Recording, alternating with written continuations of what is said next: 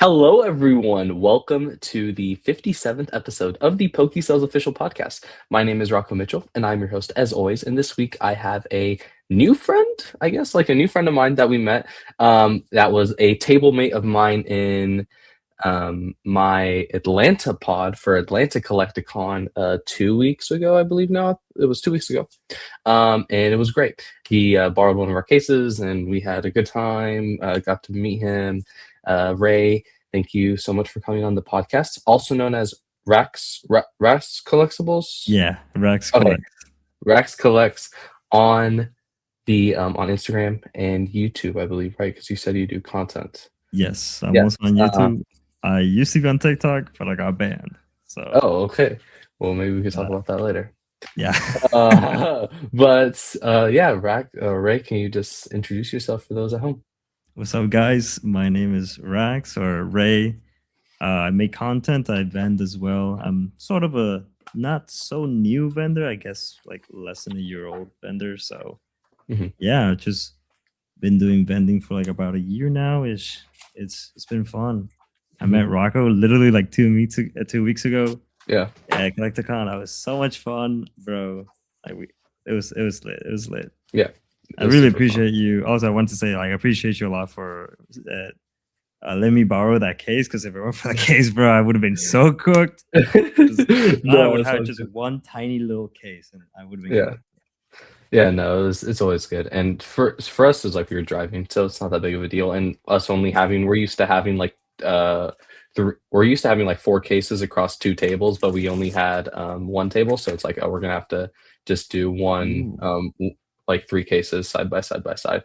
But it was perfectly fine. It was like, you might as well just bring it, help someone out, pay off a little vendor pass or whatever it was.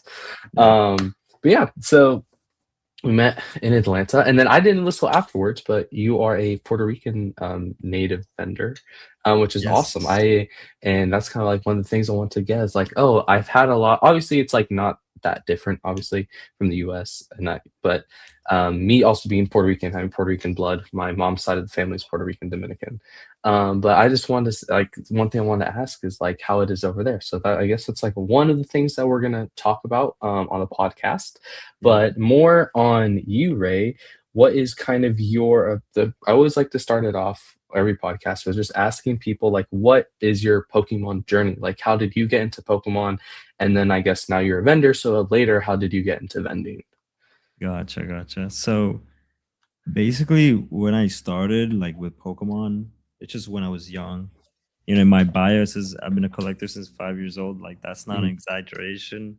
I used to collect like the dumbest things ever, like the McDonald's toys, the like going back to Toys R Us. I think that's still a thing, or I think it's gone now, right? Yeah, it's gone. Yeah, Toys R Us. Yeah, sadly, getting the stupid little toys, the figurines, the games. I remember my first game was Heart Gold. Yeah, Heart Gold, Pokemon Heart Gold. And I went back to get like the older games, the Emerald, the Ruby, the Sapphire. And I still have some of the like most of the games that from back in the day. And like I don't know if you did this, Rocco, when you were a kid. I don't know if you played games, but you would write the name, like your name, on the cartridge. I used to do that, so some of the games have my name on it. So it's like, oh damn, that's such a throwback. So going back, back in the day, just like playing the games.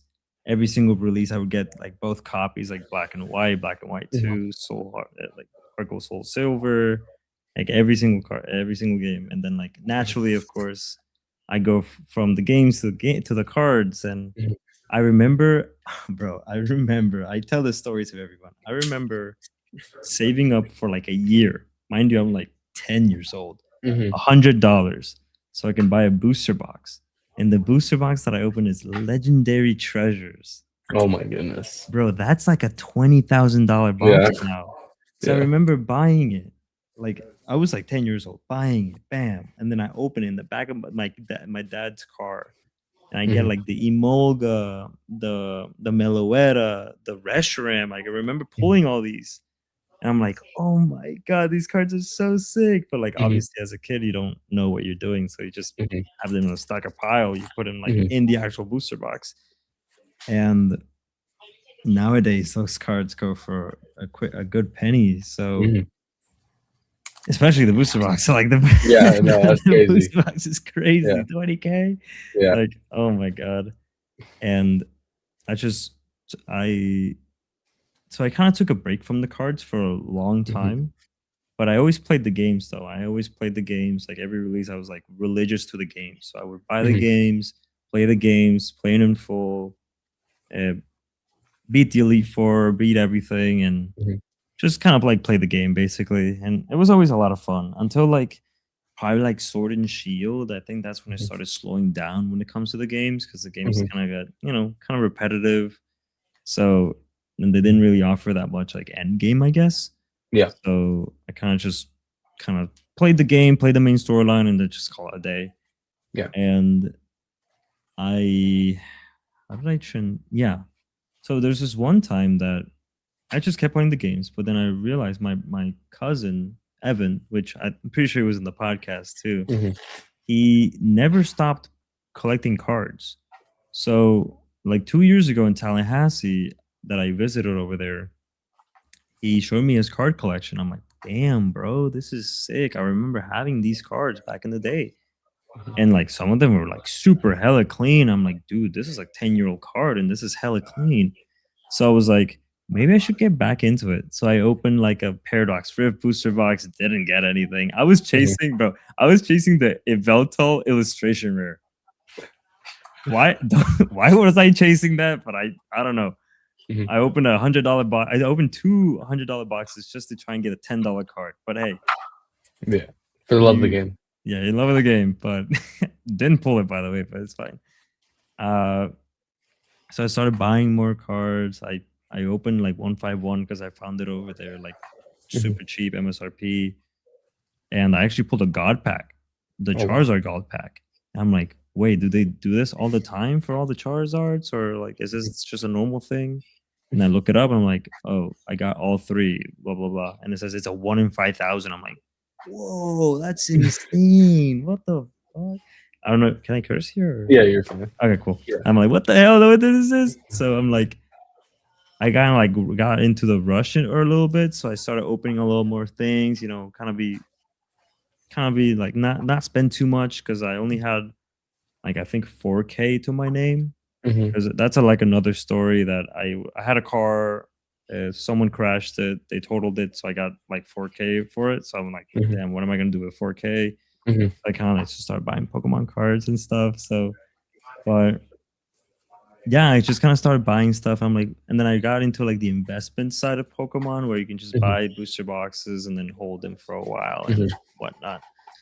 And then I just kept doing that for a while. Like I didn't do anything. Like if you go back into my older videos, I talked about investment stuff or whatever. mhm, And then transitioning from that to like my cousin started vending like around February of this last year of last year. mhm, I'm like, damn, that seems pretty fun. So I started watching videos of like I was watching his videos, Bulbasaur, Jar Chomp, like a Coop, seeing a lot of videos of people vending. I'm like, damn, bro, this is really cool. Like this is a mhm, lot of fun. But like I don't know how to do that over here because there's not a lot of shows over here. mhm, Like there's barely any shows. Uh, all I saw was the shows online, Collecticon, Front Row Card Show, like local shows as well, or like university stuff, like Evan was doing. mhm, He was doing Market Wednesday. mhm, And I'm like, dude, that's so cool. I really want to do that too. Like have a little thing on the side, make a little bit of money while I'm studying. And I figured that I found out there's an event like it's called like Collectorama or whatever. Like it was mhm, really cool. It was a nice event. So that was my first ever show. It was like May of last year, hmm, and bro, it was insane. It was a 2 day show. Yeah, it was a 2 day show, and it was the coolest thing ever. Like my case. So the case that I rented from you. mhm, I had another one, which was the Evan one, which is like a tinier one. mhm, I used I only had that. I only had like a couple slabs and like less than like $1,000 worth of cards. Mhm. And I remember that show, man. Like that, there's only like two or three other vendors, like Pokemon vendors. Everyone else was like jewelry or toys, uh, Yeah. Hot Other Wheels, like things, yeah. random stuff, like Yeah. stuff that you find in malls, right? Mhm. And I replenished my case like 2 or 3 times. Oh, Like it wow. was insane. Like I vended for like 12 hours in one day, and it was like insane. It was crazy. I'm like, wait, maybe I can like kind of do this for like a not like a living, but like kind of like Mhm. Side go, hustle. yeah, like a side hustle. So I'm like, let's go for it. So Evan invited me to Florida, Mhm. and I was with him for like a month and a half. It was insane. So we did like almost a show every single weekend, and like slowly but surely, my inventory and my profits, or my cash, I guess, was like kind of growing per show. It was Mhm. like 500 every show, 500. I'm like, okay, we're seeing some consistent growth. But then a lot of cards that I let go, I really liked. I was like emotionally Mhm. attached to them. So I went back in like a card party to kind of grab them again. So I traded my cards that I already got at a percentage again Mhm. to send them away in a percentage to kind of get those cards back. Mhm. And it was kind of a joke for a while. Everyone was making fun of me. He was like saying like, "Oh, you you're trading away your personal collection to get cards, and then you trade those cards to get your personal collection back, Mhm. and just to Mhm. sit on it." I'm like, "Yeah, I know, bro. Like it's whatever." But because I didn't think I was gonna keep vending back here in Puerto Rico. Because like I Mhm. said before, there's like no events. There's barely any events. So it was hard for me to justify to kind of keep going the vending stuff when there's like no opportunities. Mhm. But then I got back and I didn't do anything for like 2 or 3 months. Like legit, I was just sitting on my ass doing nothing until I saw there was like this event. No, a buddy of mine that opens a one pack every single month or one every Mhm. single day. He he showed like a schedule of his, like an event schedule. I'm like, how do you get into all these events, man? Like, how, like, where are these events? And he's like, oh, just send them an email. So I started sending emails, sending messages and stuff, and I managed to get into a couple events. I'm like, oh shoot, I guess we're doing this. I mean, I guess we're doing this. So I started getting a banner. I started getting like actual like some merch. No, no, not merch. Like started putting stuff Stickers in. or stuff, yeah, yeah. Yeah, yeah. So I started putting stuff into the actual business. So I Marketing, took, essentially. yeah, exactly. So I also like kind of kept going with my Instagram accounts, Mhm. giveaways and stuff. And I had another show, like it was called Rio Comic, which is a mall in like in Toalta, or not Toalta, it's like closer to the middle side metro area. Mhm. But it was a 4-day show. Like it was four Wow. days: Thursday, Friday, Saturday, and Sunday. It was a crazy show. Like it was my at the time it was my best show ever, since it was a 4-day show, and like Mhm. there was no competition either. Like here's the thing about Puerto Rico, bro. Like you see Collecticon, Mhm. and there's a Pokemon vendor. There's like 7 Pokemon vendors on one island, right? Mhm. And there's like 100 islands. So like there's over 1,000 Pokemon vendors in one show. But Mhm. over here in Puerto Rico, bro, there's like legit like maximum 5 vendors, 5 Pokemon vendors. Yeah. So there's no competition. Mhm. So it's either me, a buddy of mine, or another buddy of mine, and his buddy, and we're all buddies. So like, because there's not much of us, there's not many of us, so there's Mhm. like legit no competition. So all the cards kind of just flood into us. Yeah. Like when it comes to trading, buying, selling, it's just there's like there's no vendors, so there's only a couple options. And once the word gets out that you buy at 70 or 75 or 80%, people see it like if it's some sort of like, oh my god, a gospel, because other card shops over here are, bro, they're buying at 50 to 60%. Mhm. So like, why would they ever go to card shops when this random vendor is buying at 70s to 100 or Mhm. 70 to 80%? Mhm. So it everything just kind of like naturally just gravitates towards you, and it's just like very, I don't know, it's very interesting to like kind of like Mhm. start vending again, Mhm. and I kind of like locked in recently, and I put a lot of my personal collection stuff that I had repeats like prismatic ATVs and evolving skies booster Mhm. boxes, just to like use it as like fuel to like push the business even further. Yeah. Because I saw week by week that my inventory would like go up and my cash would also go up. So I'm seeing progress. But then after I put a lot of my inventory in, like from my personal collection in this little Mhm. corner, a lot of it like it just kind of like propelled itself forward very quickly. So vending has been very, very interesting over here, since again, like there's not a lot of competition. Yeah. So so if you make content, uh, you're fair with people, and you treat people nice, people will come again. If you treat people like like how they're supposed to be Mhm. treated, then people will come towards you again, and it builds rapport. People love you, and you love them back, because people, there's a lot of nice Mhm. people over here, man. Like it's Mhm. a lot of times. I think there's like a time that I almost tear up on every single show, because there's just the nicest people here. Mhm. Like it's insane, like it's actually insane. Like it's Yeah. crazy. So vending here is very, very different from over there. Yeah. Because when I went to Collecticon, I had like genuinely like three buying opportunities, like four, Mhm. probably like three or four. Because by the time people, especially where we were, by the time that people got to our spot, they already kind of offloaded everything from like flipping cardboard, Bulbasaur, Jar Chomp, Yeah. and some other people that buying from $10 to $1 million for the cards. I'm like, damn, bro, I can't. Like, how can I compete with that, right? So, but selling is really, really interesting too over there at Collecticon, because people will buy a whole row for 90%. Mhm. I'm like, hell yeah, bro, take it, bro. I don't care.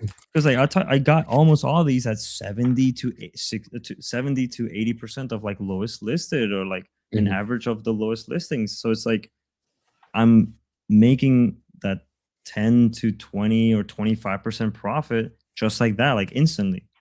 So it's like it's good for selling, but like buying is really tough in my Mhm. opinion, right?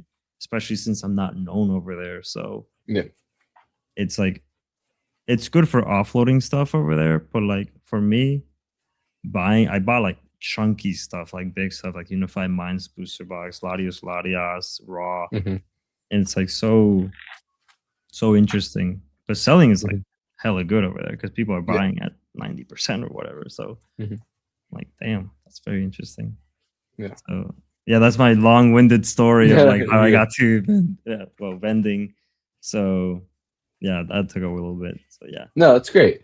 And that's really cool, and that's honestly very interesting because, like you said, like, especially going that was that your first Collectathon? Yes, actually, Or yeah. okay, yeah, cool. My first ever So, Galacticon. yeah, that was my 3rd one, and I Ooh, had experienced kinda what you were saying. Um, Obviously, we were in the position where we were buying a lot of people, like, at, like, 90% and, like, or, like, 80 to 90%, whatever it was. yeah. And we had that. But, what was I gonna say?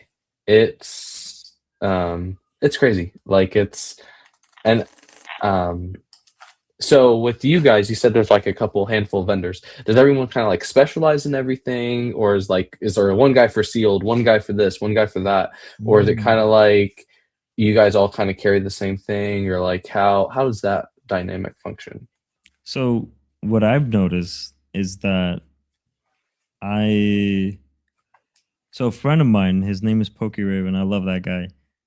Hopefully he watches this. He specializes more in Japanese. It's Hmm. very niche, but he also gets a lot of Japanese boxes. So he sells them like instantly, man. Like Mega Dream, the Perfect Hmm. Order one, the one like every single Japanese set that exists, he gets them and he sells them so fast. Hold on one sec. This is my cat.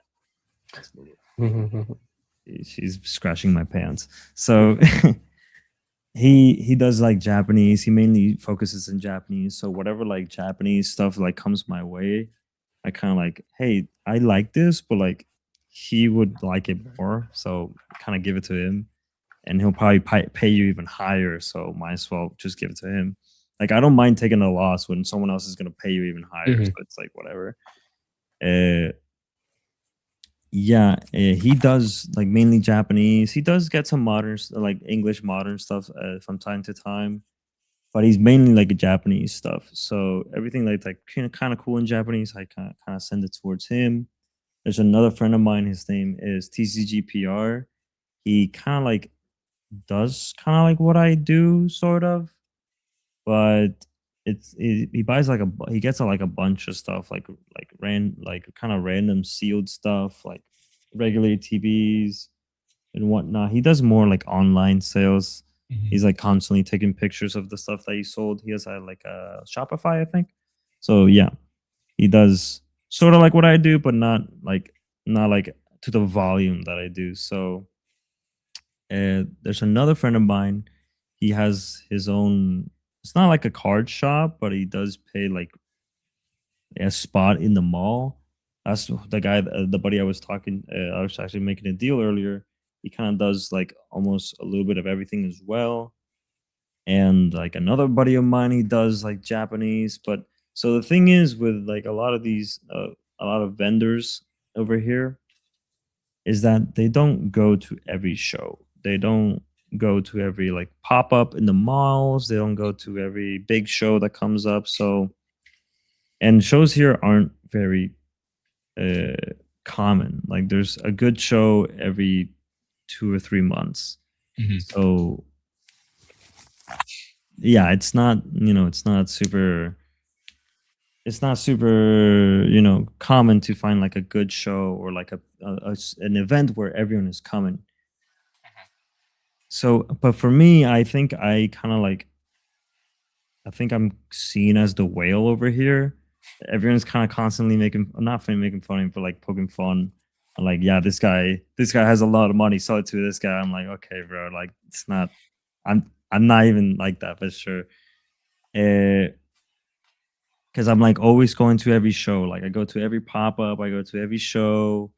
I try to like be as You're consistent all as in. possible. Yeah, Exactly. you're Like all in on that. I like to fill in every single weekend. Like even as if it's like a shit show, I'll just go to the show because I think publicity or any show is a good show, I guess.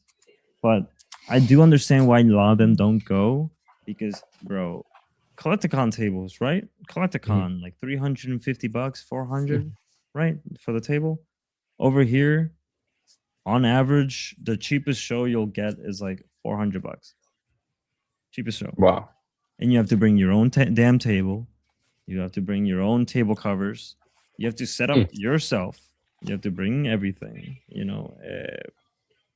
They give you like a specific time to show up, and then you have to show up. And also, over there in So, Collecticon or in the US, it's just buy the table and you're good, right? You're good.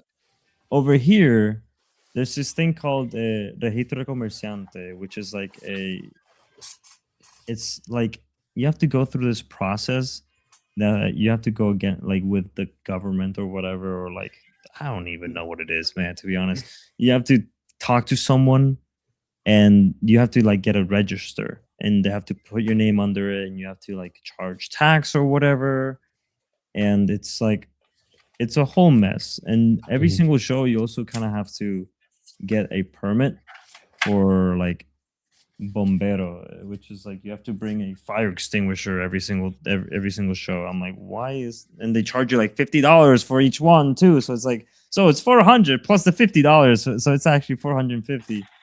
My most expensive show, bro, I don't know if you heard about it, is the Portal. Jason Page was there, Ripley do, but it was for 2 days. Mind you, it was a terrible show. For 2 days, $550. so Collecticon was cheap for you. Exactly. But sort of, because I had to take in Yeah, flights expenses and yeah.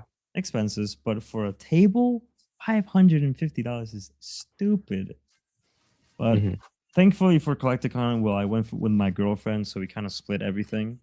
Mhm. So it was that was like the only that was the only good way. That was the only way I could actually go. Because if I didn't split it with someone, I would have to pay everything for myself, and like that adds to table costs as well. So and also food is also a thing because I can just bring food from my house to over there, Mhm. or I can just buy something cheap. But over there in Collecticon, bro, I couldn't buy any food. I don't know how did you eat? Like, did you eat something there? Uh, so we brought food from us to have in the hotel, and then Yeah. we went to like a cheap burger place afterwards. Okay. Yeah. So gotcha because we didn't do that. We should have done that. We just kind of like toughed it out the entire way, and then we ate something afterwards. But Mhm. Well, yeah, for the actual show, we don't eat. I usually don't eat at oh shows yeah, that yeah. because at the show, because we were, especially with how I guess now we're starting to operate in more of the wholesale system, Hmm. is that like every second that you're not on the floor walking, someone else is buying out someone else, and Exactly. it is kind of that's competition. So it's a lot more competitive.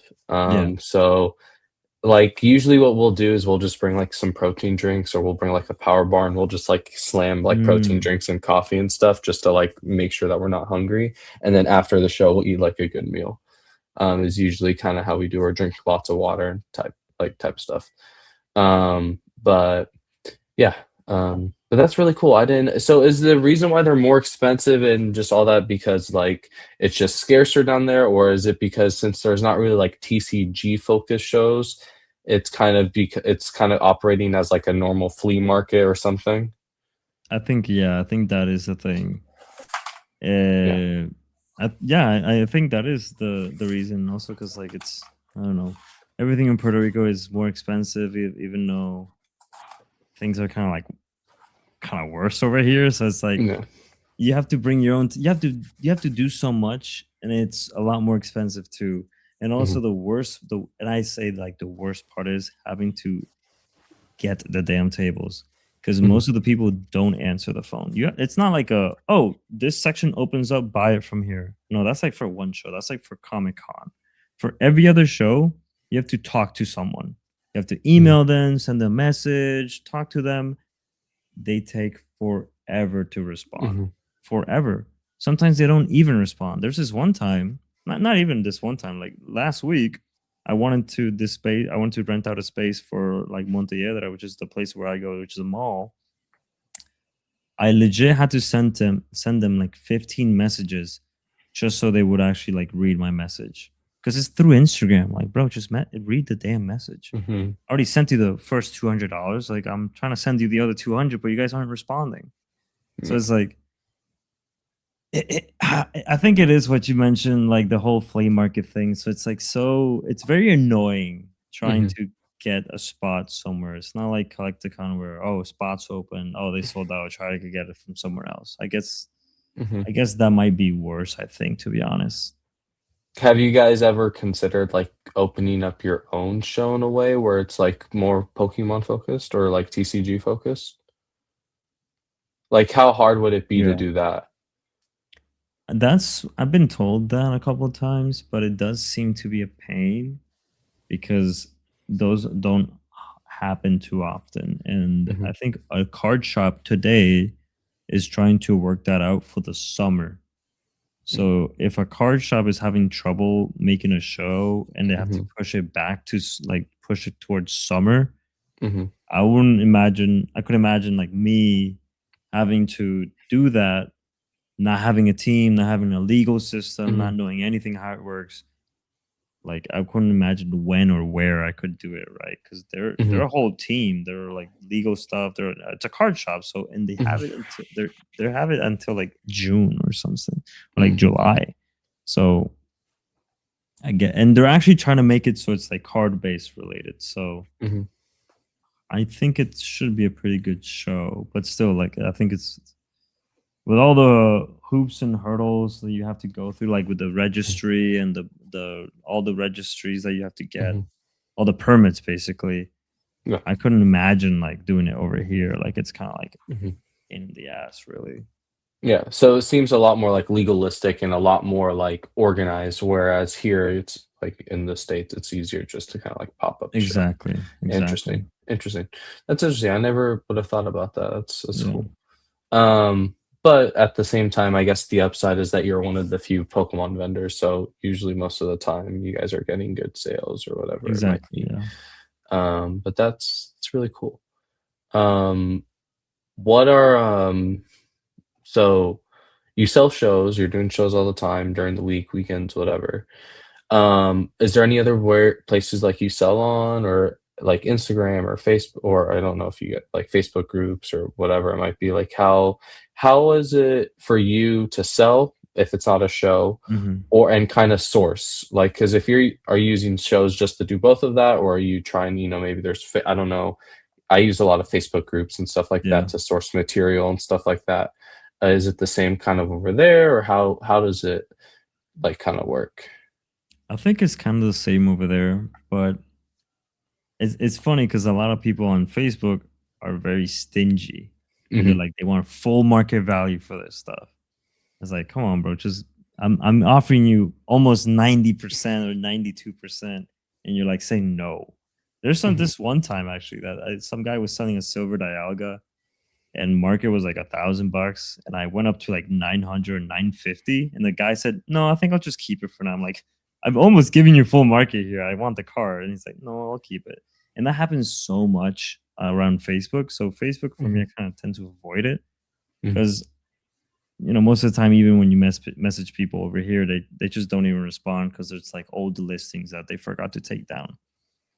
Like you can probably do it yourself. Put the location in Puerto Rico, and you'll find nothing, or like junk. Mhm, So for me, for sourcing, I mainly just like wait for the shows, low key. mhm, Actually, for the shows, I kind mhm, people kind of just come to me since they know me, and they know my friend as well, and my another friend. So mhm, the people that know him, they come to me as well, and the people that I know, they go to him as well. And it's mhm. kind of like a big I don't want to say circle jerk, but it's like a huge circle where they just kind of like Yeah, we just kind of like help each other out basically. yeah.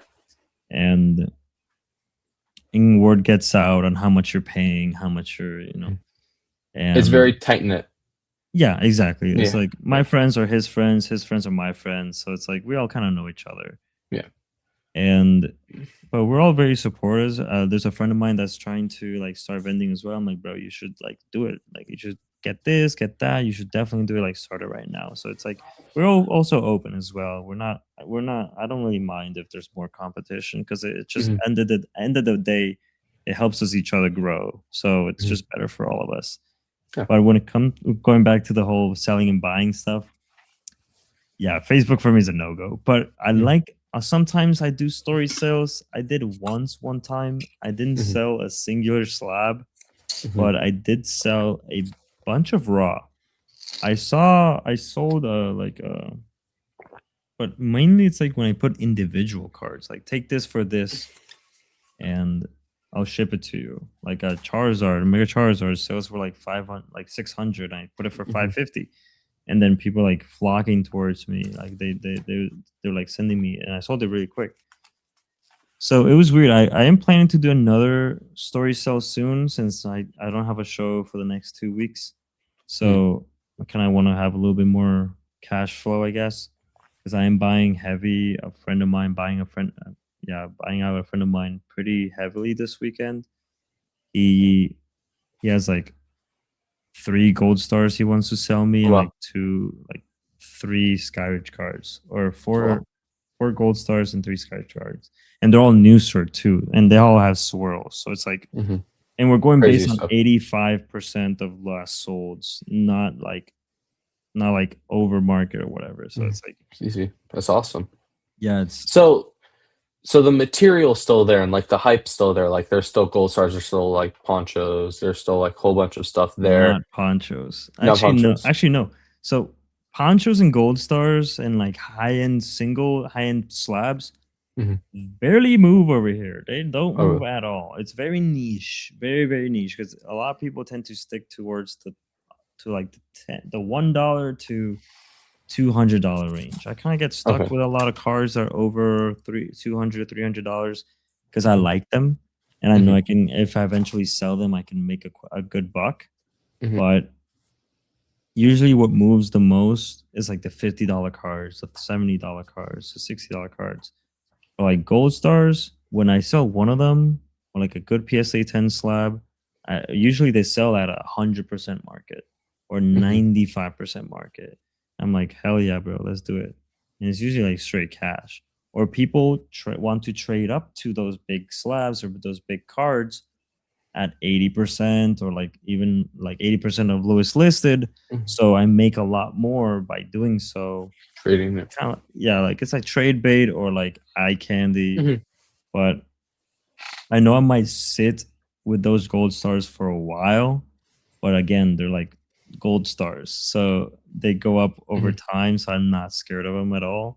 And plus, Mhm. if I do ever want to like go of them, I know I can sell them for like 90 or 95% over a collecticon.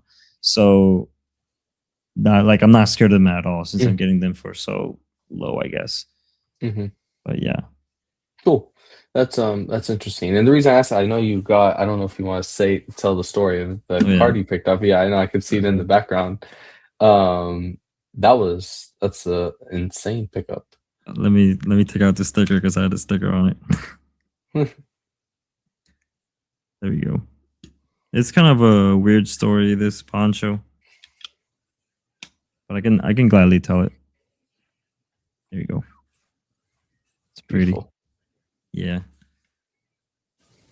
So it's kind of a weird story when I got it because I last there was a sale at 15K, but apparently the 15K sale was fake. So I kind of overpaid for it, but I didn't. Mhm. It wasn't too bad since we did do like straight trade on the sealed stuff and the card stuff. It was a friend of mine. It was Sebastian from Team Skull. They treated me very nice. I really love them. I love them over there. And they but I don't really mind it too much since it's a poncho. Like it's my favorite poncho. I always Mhm. wanted this card, so uh and there was also like private sales around like 13 or 14K. So like last swords being like 10 or 11 don't really scare me since I know over time there's probably gonna get to that 15K mark. So yeah, that is a it was kind of like a weird story for like Mhm.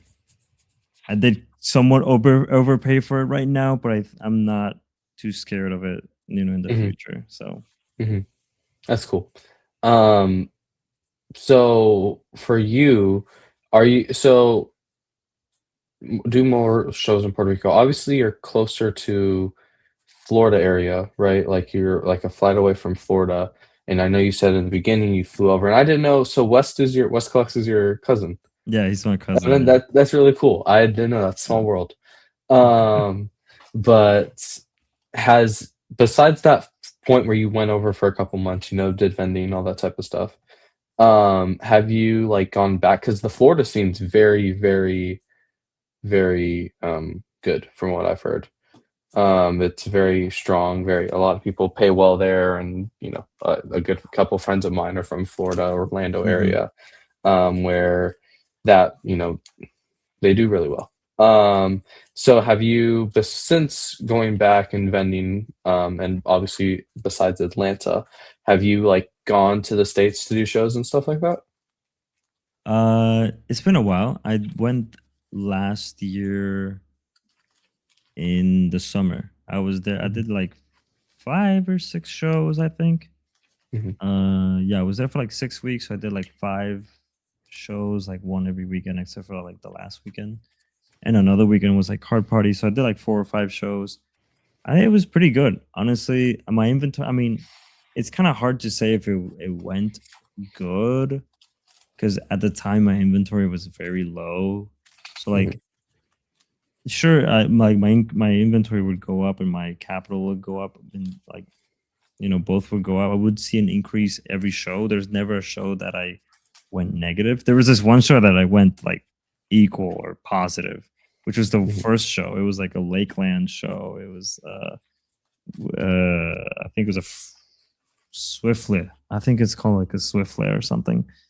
But it was super funny, but it was it was this guy named Chester, like the guy that made the show, and everyone was like dogging on him for the entire show. It was the funniest thing ever because he just like he was kind of stuck up or whatever. But Mhm. uh, yeah, it's been a while since I've done a show over there. Like my first show since summer of last year out of the state, out of Puerto Rico, was Collecticon. So I wanted to try Mhm. something new, and I'm thinking of going to.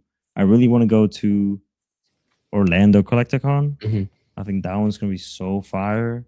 Mhm. So I definitely want to be. I want to try and get a table for whenever they open, like March 17th, I think. So I definitely want to try and get a table. And if I don't get a table in that day, I would definitely like pay high on it because I think it's a lot of fun. And Mhm. it's not like I went there. I went to Georgia with my girlfriend, and like it was more than just a business trip. I'd say it was more like a little vacation for the both of us, Mhm. and it was fun. It was very nice. So Mhm. yeah, I think I definitely want to go again. Definitely want Yeah. to go again. That's super cool, and that's something for me too that I have loved about Pokemon and selling, is because it's also, like, the travel aspect of it where, like, you get to go places you've never gone before, Yeah. like, I was able to go to Chicago Collecticon last year, Chicago too, and it was phenomenal, like, I loved it so much, and I'm gonna hopefully tables, I think, drop tomorrow, so I'm gonna go try to get those Ooh, tables, if I can, but it was a fantastic show, like, it was besides that, but I got to go to Chicago. I'd never been there before, so I was able to go, have food and like just enjoy that's it. awesome. And meet new people, network. That's what I really Mhm. liked about Collecticon too. Is it's a great place to network and meet a whole bunch of other people from Mhm. the space, and like just get to meet new people, get to do deals, get to have a good time, and just like I don't know if you did it, but like for example, like I got to meet the Bulbasaur in real life. And, Oh like I yeah, took a picture and like all that type of stuff. I was like, wow, like I watch like this person, like while I'm doing my inventory management or whatever. Like yeah, I then I get to meet them in real life. Like it's like really cool to like meet those people, and to be like, wow, this is like it seems like it's so over there, but it's so really close, yeah. You're right. Yeah, and it's just a great story. But yeah, that's really cool. Let me move over here. Let's that's see. awesome. Yeah, I met Bulbasaur and like Jar Chomp and all those fellas in Car Party last year. Mm, So it's like kind of surreal to kind of be in the same room as them and kind of doing the mhm, same thing that they're doing. So mhm. it's fun. It's Yeah, really nice to meet a lot of people. and you get to see them like out of like the camera character too, which is really Exactly. You cool. meet Like them for who they are. yeah, and like I was able to oh shoot, sorry. Yeah, all good. I was able, like, like we were going down the escalator, right? And I'm like, who's in front of me? I'm like, oh shoot, that's Jar Chomp in front of me in the escalator. And he's That's just so like funny. chilling there, and it's like, wow, it's like it's just really cool to see them out of character, just them doing what they're doing. Oh yeah. Um, I in my hotel room or in my mhm, hotel, I was so me and my girlfriend we ordered Uber Eats. So the Uber Eats person arrived. So I went down the elevator. The doors open and there's Pokeshawn, there's No Relax Shop. yeah. Uh, I think it was Costello cards as well. Mhm, I'm like, oh shoot, guys, hi, and they're like, hey, what's up, man? And then it's like it was so like so sweet because like you kind of mhm, see them outside like just chilling, mhm. and it's like so much. It was so funny because they're just so random. I see all four of them there. It's like what the hell is going on? Yeah. It's No, so but sick. that's super cool. And that's like another thing why I love like vending collecticons and all that type of stuff. Hmm. And just other shows in general. And it's just really cool. And you get to really build a community. And it's like for you, I know you said like it's a couple of you guys there. So like going to that, it's like, oh wow, there's like so many more people that are doing all this, the same thing I'm Yeah. doing. And it's like it's so real. But that's really cool. I I always like to ask this person. I always like in every podcast. Well, first I like, what's your favorite Pokemon? Oh, it's Rayquaza. I think. Rayquaza. Look, Yeah, I could see. look at all those Rayquazas over Yeah, there. There's at Rayquaza least like Shrine. 1, 2, 3, 4, 5, 6, 7, 8, 9, 10. There you go. That's Oh wait, awesome. and there's a poncho right here. Yeah, Yeah, poncho Pikachu. nice. There you go. Out of my favorite Pokemons, like I guess like the normal or like the banger Pokemon, or I guess like the staple favorite, Rayquaza is my favorite out of them. Nice. But Who's your number outside one though? Slowpoke. Oh, really, Slowpoke? Yeah, yeah. Oh, that's And pretty cool. I like Wooper too. Oh, okay. Um, Wooper's fire. Wooper's fire, actually. so you said Heart Gold, so the Gen 2. I really like Gen 2 stuff and Gen 1. Mm. But out of all that, it's funny you talk about the games. I didn't really play a lot of the games. Uh-huh. My first game was actually Sword and Shield, ironically, just because that Oh, was like the time that I had for games. Where is it? Let me get it really quick.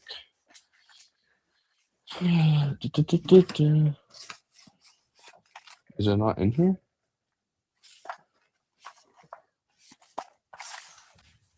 Oh, here it is. Okay. When I first started vending, I was given the opportunity to, and I probably should. I don't know. I've never really like played with it. I don't need to. Might just like put it in the case and see if it sells. But I have a Game Boy SP. ooh. But it's enhanced.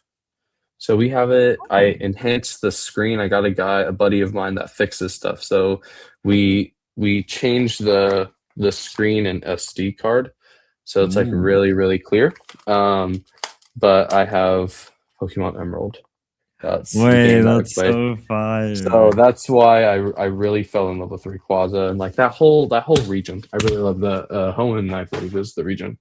Um, Yeah, but I like all that. Gen 1 through 3 is like my favorite generations. that's fire. That's fire. But yeah, it's been really cool. But the question I always like to ask everyone, and it sounds kind of weird outright, but I always ask like, what was your first Charizard? Essentially, for what that means is like, what was the first card for you, or moment, or whatever? You said you always have like moments and shows that make you tear up, but like, what do you remember a specific moment where you're like, oh wow, like I want to continue to vend, or I Mm, like this is like what I want to do? Like you kind of felt it as not like a calling per se, but you kind of felt it as like, oh, this is for me. okay. Hmm. I think it's more of a reoccurring thing for me because every show there's always someone that's like asking for like a 20-cent card or like a $1 card. Mhm. I'm like, you can have it for free. And then their eyes light up and they're like, what? Really? Like for free? No, let me like give you something. I'm like, no, it's okay. Don't worry about it. It's like a 20-cent card. I'm not gonna charge you for like 20 cents. It's fine. Like really, and like, no, you don't have to. And then like they like smile and then it just fills them with so much happiness and like doing like that's the kind of things that kind of tear me up, like making someone happy for like the smallest thing that's something that Mhm. we see super small because it's like $1 for us, but like for them they could like they see it like a dollar for them might be a lot. So them Mhm. getting something for free, expecting to like pay something like more than whatever it's cost, I don't know. It kind of like fills my heart to kind of Mhm. like see people happy. So like cutting people a deal or giving them stuff for free. Like I have a free binder or like even for the kids. So another thing, there's not a lot of kids do trade ups over here, thank God. But a That's a lot of blessing. yeah, that's a blessing. I've only been asked once, and I'm like, I'm not gonna do a trade up, but you can grab stuff for free in the binder. So I'm like, oh okay, good, thank you. And yeah, stuff like that. It's just like kind of like fills my heart. That's like my like I guess Charizard moments. It's just like people kind of like they see me, and also there's a lot of people that kind of see me give stuff for free, and then Mhm. they return the favor and they give me stuff for free. I'm like, oh my Mhm. god, you don't have to do this. It's Mhm. you don't have to. And like a buddy of mine gave came by on one day and like gave me a whole binder for free. Oh, I'm wow. like, what are you doing this for? And he's like, I've seen you give a lot of stuff for free for kids, so I want to give you this binder. I'm like, really? You don't have to. Like it, I like it. Thinking about it kind of makes me a little bit emotional because like it's so Mhm. touching. Things like that don't happen every day. Mhm. especially in this like space where there's a lot of greed and there's a lot of like people stealing. There's a lot of malice. Mhm. So people being so genuine, just like being so selfless, just like kind of fills my heart, and that's kind of like the Mhm. main reason why I do this, because a lot of people just there's a lot of nice people in this space, and I do it for that, to spread Mhm. happiness, to spread goodwill. It's kind of that. I think it's mostly that. That's just people. There's a lot of nice people. I like to spread the positivity, I guess. Yeah. Yeah, yeah. Yeah. There's that. I agree with that, and I think that that's a beautiful thing about this space. And at the end of the day, like, we're all collectors, we're all enjoyers of the hobby, you know? Yes, we're Exactly. hustling and we're trying to make money and we're trying to, make a business or whatever it might Yeah. be, but at the end of the day, we're all collectors, we all Mhm. love certain things, we all do, really, really cool things, and Pokemon for me is, like, also opened the opportunity because I've been able to vend, I've been able to enjoy the hobby more, because Mhm. I've been able to, like, have access to things that, like, I would have never thought I would be able to have access to. Like, for True example, that. I have a hold up. Like you said, for example, like the poncho, you always wanted that poncho, right? And you wouldn't Yeah. have been able to get that poncho if, maybe yes, if you worked and you saved up for it, whatever. But you're able to get that poncho through Pokemon and like Exactly. collecting and like for like it's just like the little moments and thing. Like I sold this card already, but I got this like weird Ooh. Electabuzz like earlier this weekend at a show. Like some random guy was like, "Yo, I know you're buying slabs at like really good percentages. Just give me 80% and it's yours." I'm like, bet, done. But I got this like really, it's like weird. Like it's like I love this old EX. I guess it's like an e-readers, so Ruby Sapphire Yeah. is the set it's from. But like I've been able to just like I never would have known that this card existed, or I would have never been able to have that card if I wasn't vending, if I wasn't Yeah. I actually enjoying have a similar enjoying the story. hobby. I actually kind of have a similar story, and it's very funny because a buddy of mine, so he was looking for a PSA 9 of this card, the Gengar EX from Mm, Fireleaf, mm, and yeah, whatever. Fire red and leaf green. mhm, And I'm like, what Gengar is that? So I look it up, and then I see this card and I see that. I'm like, what the hell? I've never seen this card before. So then I go to Collecticon, and my girlfriend, I don't know if you saw, she had the Charizard EX, the promo sealed, like mhm, fighting with Venusaur. And a guy, another vendor, offered this card to her. And this card is like last sold is like 1875. And I'm mhm, like, damn, that's very expensive for like a PSA 8, And like it offered her another card and another card. So she ended up getting this card. And not, I kid you not, like 2 weeks ago, like not even 2 weeks ago, like this weekend, like on Sunday, I had a Gold Star PSA 7 Vaporeon. And she's like, how much can you do if I give you this? I'm like, oh, okay. Didn't you just get this? I'm like, yeah, and she's like, yeah, but I want the Gold Star. I'm like, okay, sure. So we kind of made a deal with that. I recorded it, everything, so I should be posting it soon. But mhm, like now, this card that I didn't even know existed a couple weeks ago is in my hands. So it's like, mhm. huh? It's kind of like it's like the same thing as your story. It's like things that you don't even know that exist kind of like fall towards you, and it's like super cool Mhm, stuff as well. It's like so interesting how life works mhm. like that. Exactly. And it's like there's two sides to every coin, right? I always think Hmm. about it like that. Like, yes, we're making money or whatever, but it's also a collecting hobby at the end of the day. Like I don't really have like a PC per se. I have some Hmm. cards that it's like people that have signed it. So like for like I have a signed Bulbasaur card from Bulbasaur. Like Ooh, I have like that's cool. Coops Collectibles, if you know him. I Oh have yeah, his a signed card by him. I have a signed card by Goated Pulls, and I have a Bearded Dad. So I just have like random cards that like I yeah, keep. Um, but besides that, um, yeah. So I always think that there's like two sides to every coin, and true, true. it's always interesting. It's really cool. I yeah. I I thought that was interesting from what you were talking about. And I guess that would lead me the Rayquaza. You said a PC. Your PC is more sealed, you said, per se? Yeah, Or yeah, actually, okay. So yeah, what yeah. is your favorite card or sealed product in your personal collection, I guess? Let me kind of clear the room a bit. It's a If you bit. if you count the poncho, I guess that's okay. I don't know if you Yeah, I kind have of it. count the poncho, but like I'm selling it if the price is right, of course. Mhm. But for now, I think you could call it PC. Let me see if I could kind of like rotate the camera a little bit. Oh wow, There we go. nice. So recently, I've been trying to get like Rayquaza booster boxes. Mhm.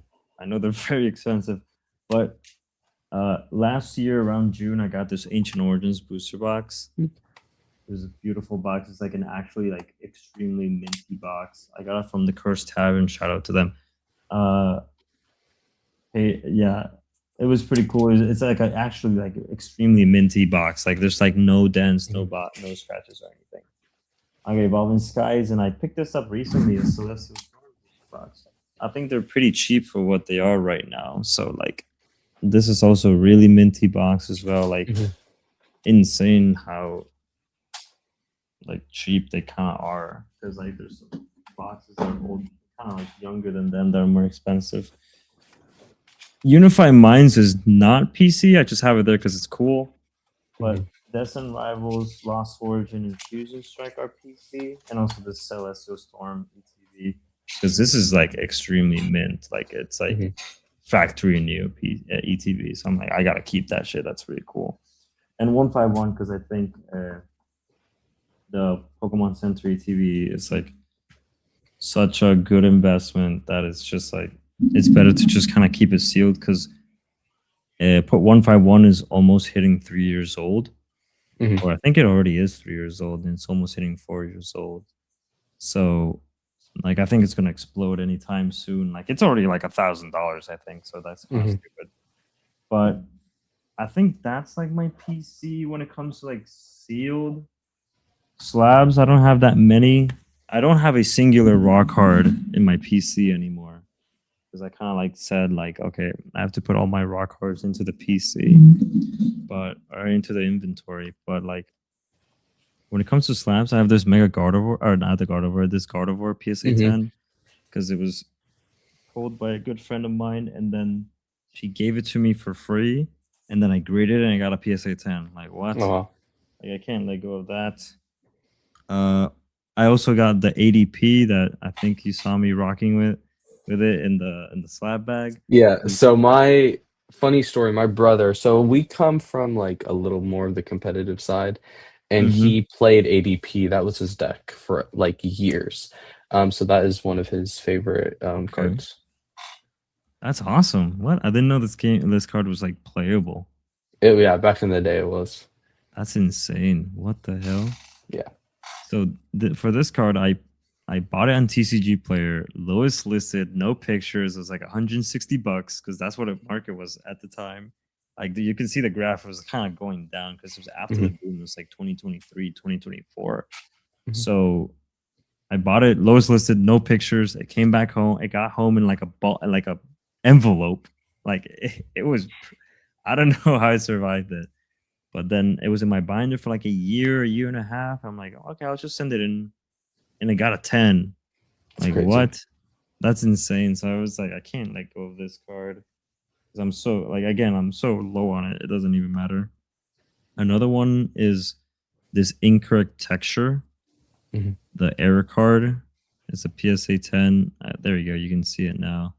Mhm. You see, it has the SAR texture of it. Like this thing is insane. I think that's gonna be like a crazy thing in the future. And also kind of a weird thing that I'm collecting is the red Victinis.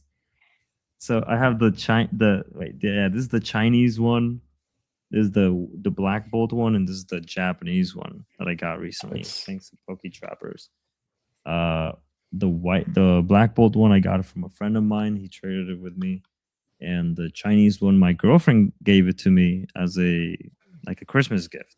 oh wow. So yeah, that's literally all my PC slabs. This is a friend of mine that gave it to me, and obviously, well, this guy, but.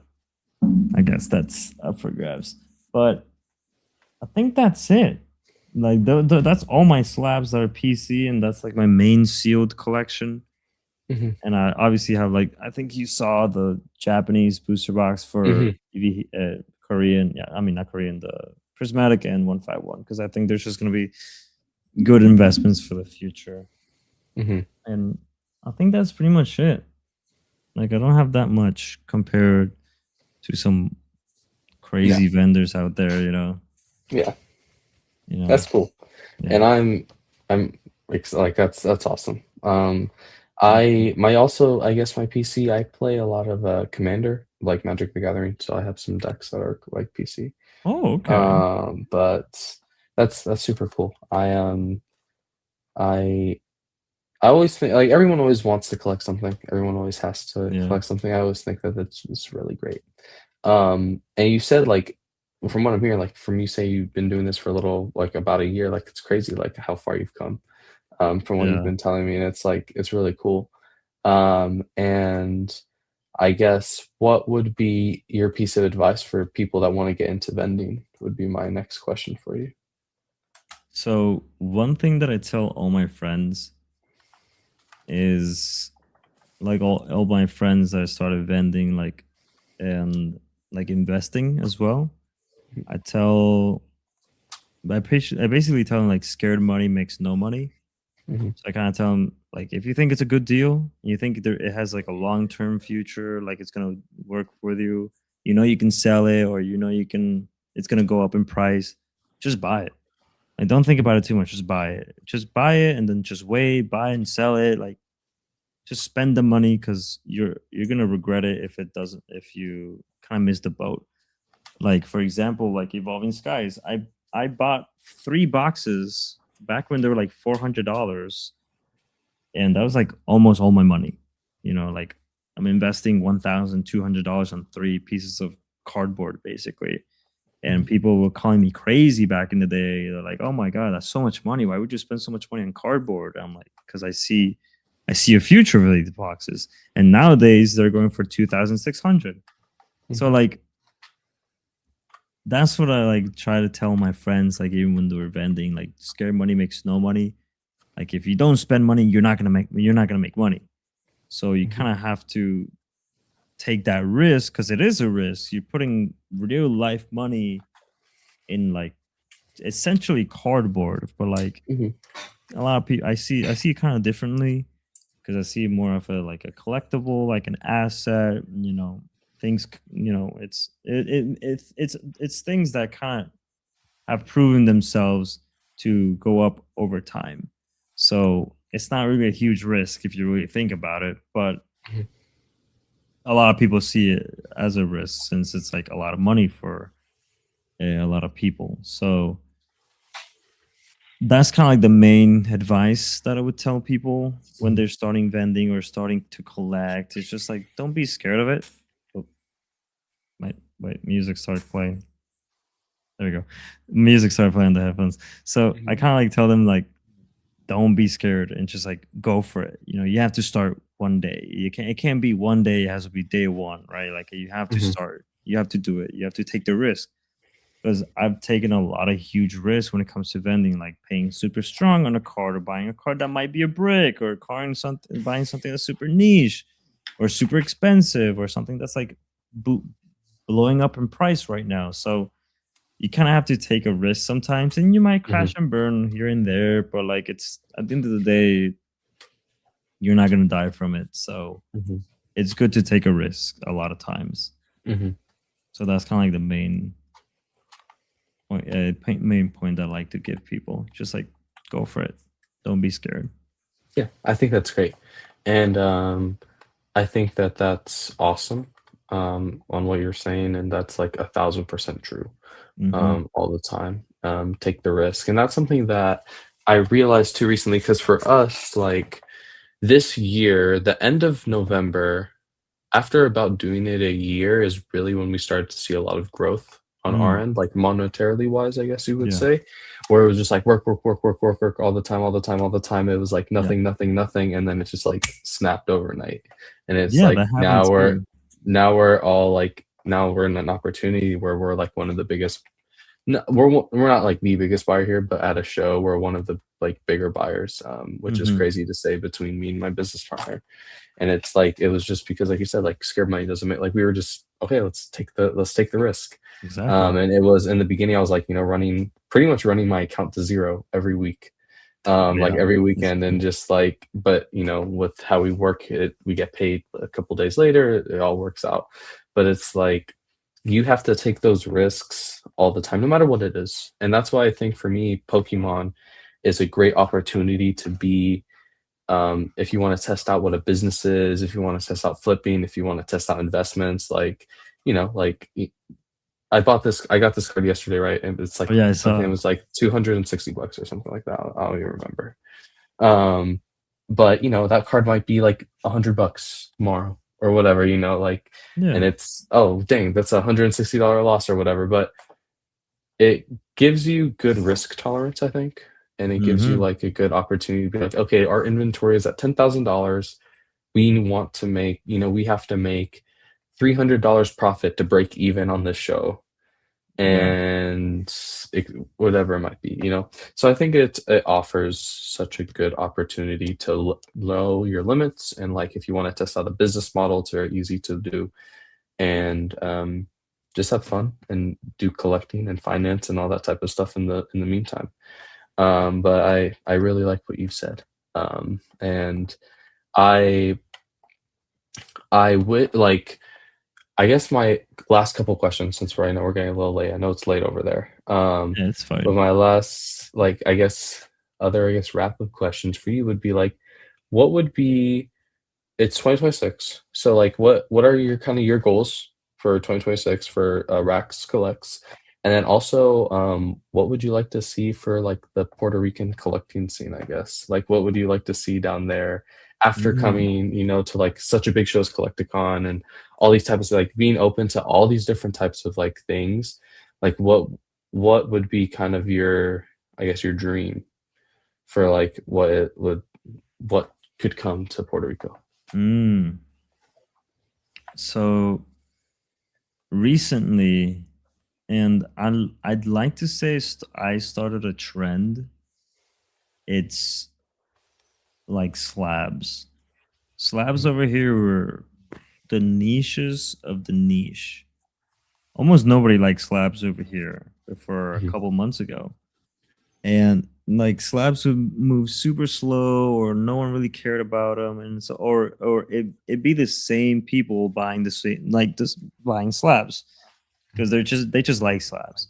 So thanks to the market boom and thanks for so many people kind of getting into the hobby, and that's another thing when it comes to risks. I took a lot of risks in buying high end slabs and like a lot of slabs. I buy slabs a lot over here, Mhm. and a lot of people might think like the slabs don't move over here, whatever. But I feel like I kind of started a trend because I started also buying the slab bags Mhm. from Mhm. themselves. So I'm the main. I think I'm the only distributor in Puerto Rico when it comes to Mhm. slab bags. So a lot of Who people ask me. I've had them on the company or on the podcast too. They're also Puerto Rican company. Exactly, yeah. So like they when they found out that I'm Puerto Rican, they're like, "Oh, maybe we can do something. We can start Mhm. something." I'm like, "Hell yeah, we can definitely do something." So we actually managed to do it. I got their V2s like a couple months ago. I sold out completely. I already have another my second shipment for the V4s coming in. They should be arriving in a couple days. So, and I already have a couple pre-ordered as well. So, I feel like a lot of, and also graded guards as well, like all that, like the slab bags, the graded guards have kind of put a lot of interest into slabs Mhm. recently over here in Puerto Rico. I don't, maybe also as well in like Collecticon or like not Collecting the States, that a lot of people are like getting into slabs these days. So I like to say that thanks for thanks to me kind of like starting the slab backs and also bringing graded guards into the mix because I'm also selling a bunch of graded guards, and a friend of mine has distributed access to graded guards as well, so he's like bringing a lot more people into graded guards like slabs as well. I feel like that has kind of propelled a lot of slabs over here as well. So feel like I want more slabs to come to Puerto Rico, and I want like bigger slabs to come to Puerto Rico. That's why I'm kind of like taking. It's not a huge risk, but I'm taking a huge risk buying like 10K worth of Mhm, slabs from a buddy of mine, like high end slabs like Trico PSA 8, like Gold Star PSA 8, mhm. The Vaporeon good stuff. Goldfion, yeah, like good stuff, and like Skyridge Umbreon New Cert with a swirl at PSA Mhm, 7, like that is really cool. Celebi PSA 6 with a swirl as well, like high end slabs, like 10, like almost 15K worth of slabs into like over here in Puerto Rico. So it's like not. I hopefully a lot of people kind of enjoy it, kind of like see it. A lot of people have been like eyeing the poncho, and they're like, "Oh my god, that's such an expensive card! Congratulations, man!" I'm like, it's a good feeling because I feel like a lot of people are also getting into slabs nowadays. So I kind of want that for Puerto Rico for the vending side. But mhm, for me personally, like one card that I want in my personal collection is a PSA 7 Rayquaza Gold Star with a swirl like in the hand mhm, or like in the mouth somewhere, like mhm, just a swirl somewhere. But like that is my dream card. Like mhm, Poncho is my second dream card. That Rayquaza Gold Star is my number one. Like that is the coolest thing mhm, in the world for me. So I want to like by the end of the year have that card, and mhm. I just hope that opportunity comes eventually. Yeah, and it will. And I love that what you said, like about that, like bringing more slabs and stuff like that to Puerto Rico. I mean, that's great. And Yeah. I think that's great. And I also I love the rig is awesome. I love the Trico and the Mudkip. I like those two guys. Those guys are Oh yeah, awesome. those are awesome. Um, but that's really cool. And yeah, I mean anything's possible. And I know that you'll be you'll get it. Like, you seem like you know what you're doing. I And appreciate it's that. not that it's not that hard to you know you got it. But Thank that's really you. cool. Yeah, no, of course. And no, the slide bags people are really cool. I never got Oh one. yeah, I love them. I needed to get one. I feel so bad that I don't got one. Because I was like, yo, I'll get one, like, and then I never did because I got the but no, that's super cool. And with I guess like you said, people are getting more into slabs and stuff and like all that type of stuff. Hmm. So I guess like how has that I assume that's helped your business more, right? Like in a Yeah. positive way. Um, but are people showing like, yo, look what I got on this, or like are they kind of like showing stuff like that's like how does that feel for you from being like a smaller vendor, right? A year ago to now like having that much influence, I guess, in such a small little like part. Like how does that feel personally for you? It's very surreal. It's weird to kind of, it's weird to it's weird because I've gotten to a place where I feel like I am like one of the best vendors in Puerto Rico. I'd like to say I'm the best, but like I feel like there's still more room to grow. Mhm, And it's weird to go into Collecticon. I feel like a small fish, right? So it's like kind of weird parallel, but I feel like I'm one of the best in Puerto Rico, but I feel like that's not enough, right? mhm, Like I feel like I want to go international. I want to go, dream big, go crazy. So I do feel like very influential over here, mhm, but I try not to let it get to my head because I want more and I want to be more into the international side. mhm, And obviously, like main point of all that is just stay humble, keep it real, not let mhm, anything get to your head because I feel like a lot of people in this space I see all the time. They get one cool card, or they get really cool cards, or they make good business, and they get money hungry, and they start cutting people down. They start like backstabbing people, and it's just like, no, it just kind of ruins mhm. the whole purpose and the whole point why you started, anyways. So I don't know. I try to like level myself out. I try to keep it Yeah. as normal as possible. have human interactions with people, because that's kind of like all it's about. You know, I try to give everyone the light of day, because everyone deserves a voice. So Mhm, I like to keep it that way. You know, just keep it as nice and as humble and as sweet and wholesome as possible. Because like those moments, there's this mhm, other day that I started recording kind of late, but like there's this kid. He walked up, like legit, bro. He's like no more than 7 years old, and mhm, the guy, his dad asked him, "What card are you looking for?" And he's like, "The Burger Chew." And I'm like, "Wait, I actually have a Burger Chew for you. Hold on, I actually have one." And it's so weird because I never had Burger Chews. So I grabbed mhm, one, and it said 24 to sticker. I'm like, "For you, I'll do 20. Do you have that?" In my mind, if he said he didn't have 20, I would have given it for free. mhm, But then he said, and then the dad's like, "How much money do you got?" And he's like, 100. I'm like, what? mhm, This 7-year-old has $100, and he pulls out $100 bill. And I'm like, holy shit, okay. So I'm like, no, I owe you $80, all right? And he's like, yes, yes. And then I give him the $80, and then he gives me like a small little high five, and it's like the cutest thing ever, man. So like moments like that just like make me like remind myself why I started in the first place. mhm. It's like, you know, I would like to bring happiness to people. Yeah, So I think that part is like the best, like what kind of it keeps me grounded, yeah, because people are like amazing. So I try to keep it that way. for sure. And I think that that's like one of the biggest things that I've also learned. And it's because I've seen other people here in Nashville and just in general, like you said, like just being humble and like Hmm. knowing that you're really, you might think you're the stuff, but not really. Like there's people in this Exactly. space with like a Exactly. bunch, There's like with like, yeah, millions and millions and like, exactly. beyond unreasonable amounts of money and like that type of stuff and collections and PCs and inventory and, whatever it might be. Like I know But people like, that have my entire inventory in one card. So it's like, yeah, okay, I'm like nothing yeah, actually. So yeah, it's exactly. it's very So, humbling as well.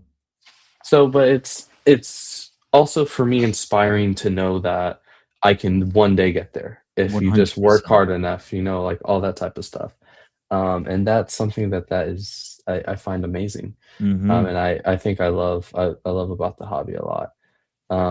And just how much like your influence can really extend.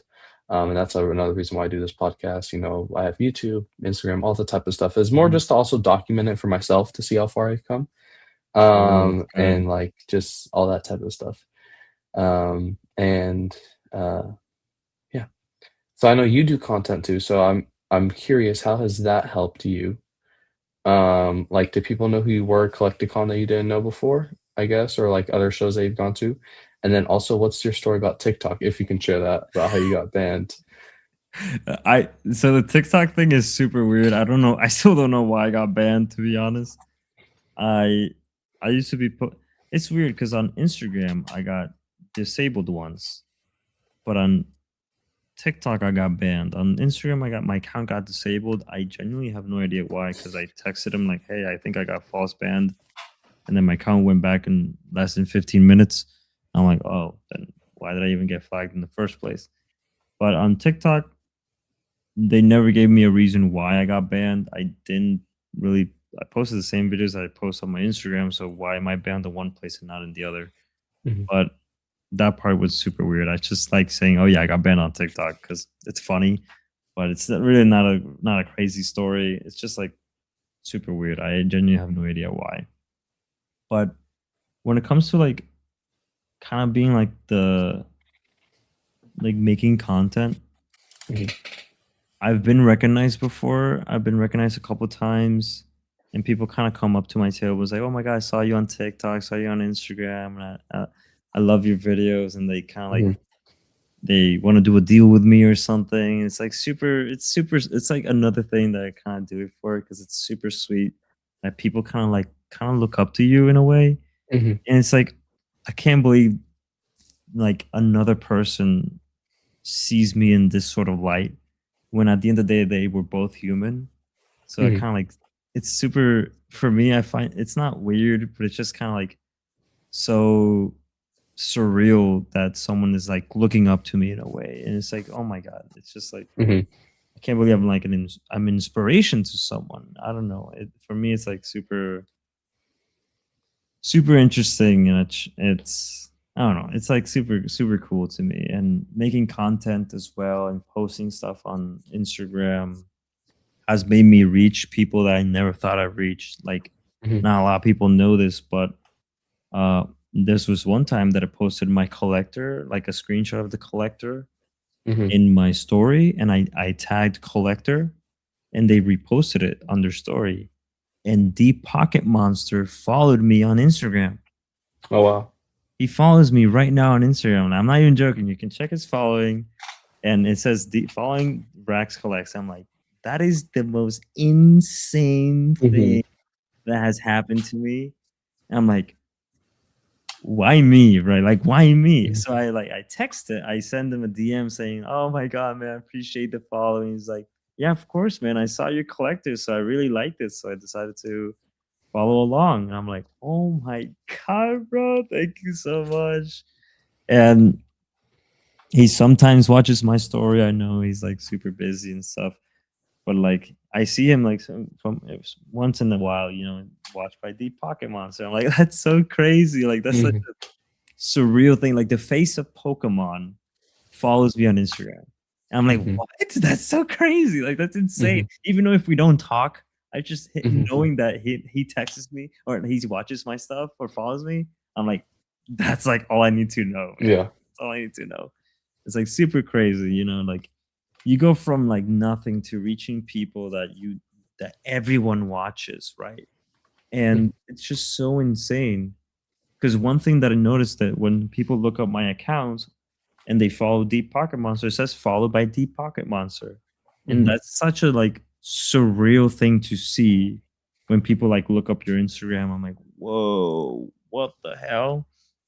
Like, I'm followed by mhm, the big dog because I like he's like my biggest inspiration. So mhm, him following me is like the craziest thing in the world. mhm, So I don't know, man. Like, that's why I like try to use it and tell people like, hey, if you want to start making content, if you want to post something, post it. It mhm. might be dog shit. It might be the worst thing you might think. You might look back in a year and like, wow, I really posted this hot garbage. Yes, but in here in a year, you're gonna realize how far you've come and how much you've changed and how much you've grown as a person, not just as a person, like as a content creator, as a vendor, Mhm, as a collector. So like that's why I kind of try to use my platform to like push people to do what they want to do. And I also admire that you're doing this podcast thing because I can podcast can be really really hard. Like, it's very competitive and it's also very niche as well. So you having a lot of people here. You said you're on episode what, 50 something? Yeah, 57. 50, yeah, 57. So like that's also insane. Like, you can probably compare to your first or your second or your third and see Mhm. how different it is, how much you've grown, like the fluidity of things is like kind of insane. And this Yeah, is your 57th. Imagine your 100th or a yeah, 1,000th.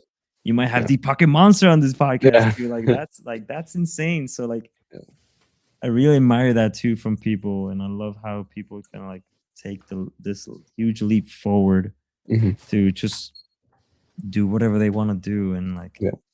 I don't know, I just love it. So I Yeah. kind of like For me, it was kind of like you said, like the why not? Like why not? Let's just do a podcast. It's exactly. free, Yeah, just do and it. I've been able to meet so many different people through it and like Hmm. network. Like it was an opportunity for me to get my head through the door. Like Yeah. now, like before Atlanta, I was like, I was like, oh, Ray's at my table, cool. Seems like a cool guy. Giving him Yeah. my case for the weekend. Didn't really talk to you, but now we've had this conversation. So next time I see you, or if I hit you up for something, it's like, oh, cool. We've had this conversation. We've had this talk and this time, and it's free content for both of us, etc. Exactly. And it's been really cool. Like I've been able to do a lot of like insane um link ups and like really cool things. People that I've looked up to have had on the podcast. And funny Hmm. enough, you say like there's people that I looked up to in the beginning that I'll like also like follow me and also do all this type of stuff too. And it's like, wow, Exactly. That's no one awesome. as big as obviously like Pat yet. We hope. But like and through this podcast too, like I know people that have good connections with those people. So, it's only like a quick referral or it's only like a Exactly. quick, quick whatever it is. But I think it's just the power of social media. Like so many people use it for bad, and there's so many like you can Mm-hmm. use it for so many bad things, or just like being a bystander. But then if you can really use it for good if you really Mm-hmm. choose to. And I think that's a beautiful thing and an amazing thing. But yeah, I think it's like it's a good. I don't know. I don't like ever ending my podcast. But what is there anything else that you'd like to elaborate or talk about, or something we didn't go into, or something you want to bring up, or I'd like to really say like thank you for having me kind of like give my word on like the vending side of things, because a lot of people ask me like how do you start vending, or like they ask for a lot of advice. But like sitting down, having this talk, especially someone I would like, someone new, that just after like a week of talk, not even a week of talking, just like we met once, and Mhm, then just like kind of like spark like that. So I really appreciate you like inviting me here, because I'm truly yeah, honored as well, because I saw Evan was here like a couple months ago. That's so cool. You got a podcast? That's crazy.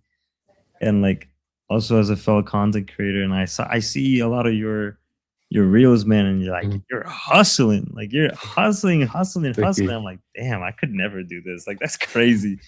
But like I really admire that too, bro. Like it's sick. It's super cool. Like when I went to Collecticon, I saw like you were just like moving back and forth, back and forth, back and forth. I'm like, dude, that's like it's a whole nother world over here. Like you spend so much just to make quick little margins, but like you're doing Mhm, it so fast too. It's like, mhm. whoa, that's insane. That's so sick. I'm like, it's like kind Yeah, of like inspiring too, right? thank It's you. so inspiring. And also the podcast and the daily content as well. Like, oh my God, bro. I gotta step up my Thank you. game, bro. That's crazy. It's I'm very like, I love it. I appreciate that. Thank you. And Cheers. it's there's there's a method to the madness. And yeah, it's I've really been blessed with the opportunities I've been able to have recently with like a whole bunch of my friends, and being able to source for people and all this type of Hmm. stuff. And I've what that hustle really started after Chicago, because before Chicago I was kind of like just a nonchalant vendor. I was like whatever. And then Hmm. like Chicago completely changed my life, because like I was able to meet so many new people. I was able to put my door in so many places, I walked a poncho for a friend of mine. I was able to like get stuff sold and like all this type of stuff, and middleman so many things. And I Hmm. was like, okay, this is it. Like I'm gonna Yeah. go like all in, like just balls deep, like just go everything in. Hmm. Um, and it's just like, yeah, that's why not, like I don't Hmm. have much risk. If my whole account goes to zero, it's gonna suck, but I can always just build it back Yeah. up, and I know what to do. I can always make an exit. I can do whatever. And obviously, do I want that to happen? No. And do I plan on it to happen? No. But I know that I know my worth in the way that it's Hmm. like it's not going to be determined by anyone else, and I can do it. I can myself can do it. But that's kind of like I appreciate it. Again, Of course, brother. and thank you for coming on. At the end of the day, it's like my podcasts are, even though it's like so many episodes, it's very last minute. Now, and it's great because now I'm at the point where I have multiple people that I can talk Hmm. to. So like I have like some other I don't know, uh offside collectibles. They were the guys right next to you to the right. Or to the left. On my left was Alex, Yes, it was Pokémon Alex. here. So Yeah, Alex, so yeah, I'm gonna have them on sometime. Should be next week or the week after. yeah. Ooh, that's And then awesome. next week I should have another person, my friend Scully, Jonathan. So now it's like, man, I'm able to have so many. I know so many new people now. That's Like awesome. it's really cool, and it's like very nonchalant, very low key and chill. But thank you, Ray, for coming on. Obviously, my final question is, where can people find you? Awesome. So they can find me on Rahx Collects on Rahx underscore collects on Instagram, and also Rahx Collects on YouTube. But if you really want to send me a message, definitely through Instagram. I respond Yes. there quicker. But yeah. Yes. Yes. And you're a great guy. He's a great guy, guys. So Thank you, don't man. hesitate. And that's also for you. Something I love about your stuff is that you're all, like you said, you try to spread positivity. I see that a lot in your page. I think that Try to. that's awesome. And like, just, I can feel whenever you post stuff, I'm like, oh, I feel the energy. Oh, I can feel the good vibes coming off it. So thank thank you, you. Ray, for coming on. And thank you everyone at home for watching. Make sure to like, comment, follow, subscribe. Both follow PokéSells on Instagram and YouTube, and Rahx Collects on Instagram and YouTube. Make sure to do Sure. all those things. And you'll find me this weekend at the Nationals in Nashville. And then Rahx, you said, or Ray, you said you don't have a show for 2 weeks. So what's your next show? My next show is Asian Spring Fest in Puerto Rico. It's like All a right. 1 day show, but yeah. So if you're in Puerto Rico, go make sure to Asian Spring Fest. And yeah, that has been the 57th episode of the PokéSells official podcast. Thank you guys so much for watching, and we'll see you guys next week.